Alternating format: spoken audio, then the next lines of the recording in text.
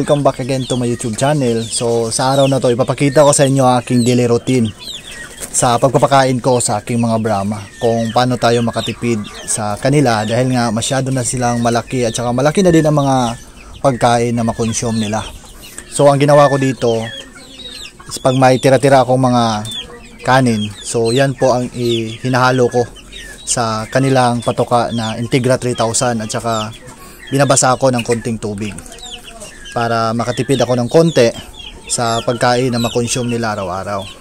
Tsaka successful naman mga kabakyard dahil kumakain sila at saka gustong gusto din nila ang ibinibigay kong pagkain sa kanila.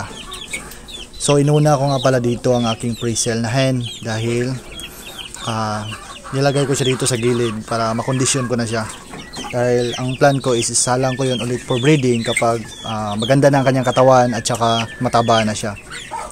So ayan, kitang-kita nyo naman, gustong-gusto ng aking mga Brahma ang naisip kong alternative na pagkain na inihalo sa kanilang feeds na Integra 3000. So nakikita nyo ngayong tubig mga kabakyard is nilagyan ko po yan ng vitamins para mayroon silang protection sa paiba-iba na klima ngayon, kasi minsan ang lakas ng init sa umaga and then pagkahapon is bigla pong umuulan dito sa aking area. Kaya nilagyan ko lahat ng mga manok ko ng vitamins na to. So ayan, pinapakain ko na pala ang aking mga pre-sale na sisiw.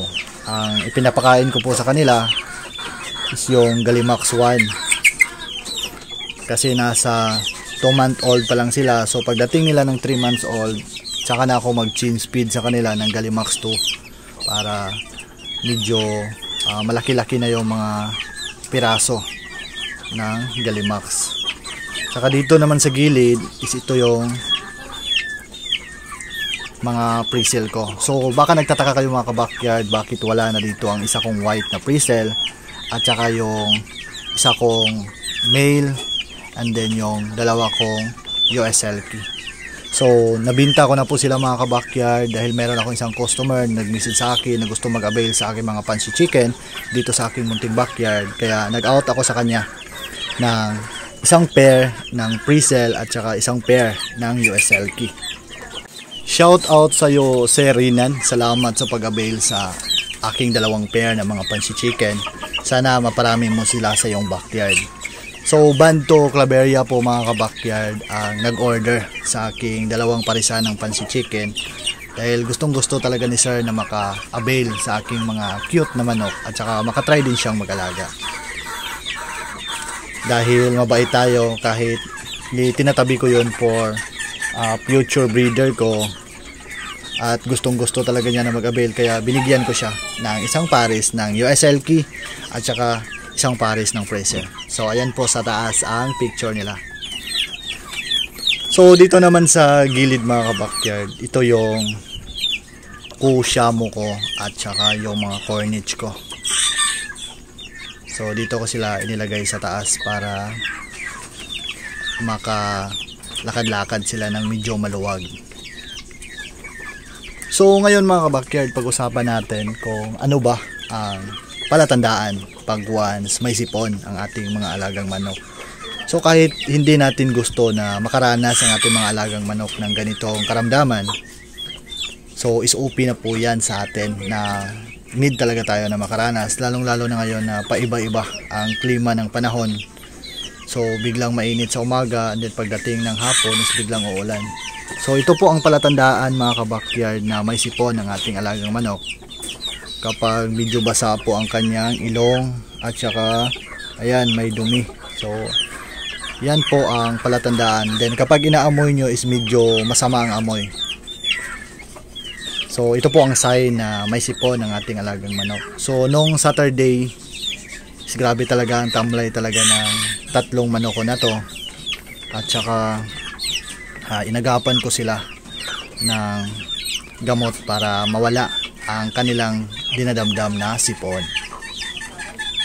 Ang gamit ko po mga kabakyard is itong Amoxel 40. So maganda po ito sa sipon ng ating mga alagang manok dahil mayroon itong paracetamol na pwedeng makawala sa kanilang dinadamdam na masamang karamdaman.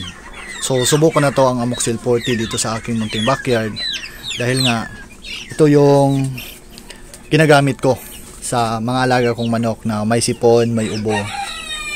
So hindi po ako sponsor ng ganitong gamot mga ka-backyard. Sadyang ito lang talaga ang ginagamit ko sa aking munting backyard. At saka gusto ko ding i-share sa inyo para pag once may nararamdaman ng inyong mga alagang manok, so mayroon kayong idea kung paano sila gamutin para hindi mamatay ang inyong alagang manok at saka makasurvive sila. So ngayon ang katawan ng aking tatlong manok na to is medyo maganda na. So kumakain na sila at saka malakas na din silang uminom ng tubig.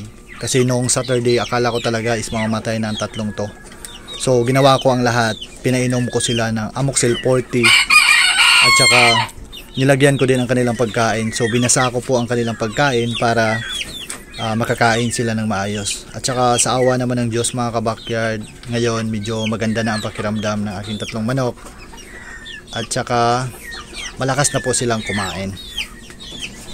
Ang paggamit po ng Amoxil 40 mga ka-backyard is katulad sa ganitong kulay. So ihalo nyo ang powder na yon sa tubig. So pag once inihalo nyo na, so pag ganito na yung kulay nya is pwede nyo nang ipainom sa inyong mga alagang manok. So para marami talagang mainom ng inyong alagang manok, mas mabuti na pakainin nyo muna sila sa umaga and then uhawin nyo. So dapat painumin nyo sila ng bandang alas 11 ng umaga para marami silang mainom. So katulad ngayon sa nakikita nyo, malakas silang umiinom dahil nga inuuhaw ko muna sila para ma-absorb talaga nila ang gamot na inilagay ko sa tubig. So ayan, nag-start na po silang uminom at saka ang lalakas po nilang uminom mga ka-backyard. And then medyo nakikita ko na maganda na ang kanilang kondisyon. So hindi na ako nangangamba sa kanilang kalusugan dahil nga okay na sila kahit hindi pa masyadong mataba ang kanilang katawan. At least kumain na sila at saka uminom na sila ng tubig. So ito nga pala yung vitamins na ibinibigay ko sa aking mga alagang pansi chicken, mga sisiw nila, itong Progency.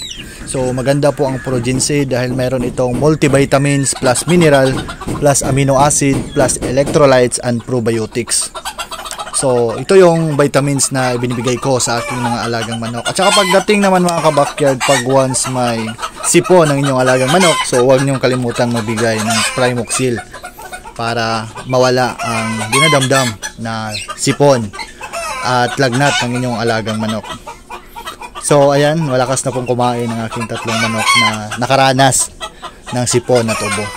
So dito na magtatapos ang video ko mga ka-backyard. Maraming salamat sa panonood. Don't forget to like, share, and subscribe para lagi kayong updated sa mga lalabas kong videos patungkol sa aking mga alaga at yung mga diskarte ko sa kanila para makaiwas sila sa sakit at saka yung mga vitamins ko na ibinibigay sa kanila para mas lalong gumanda ang kanilang katawan.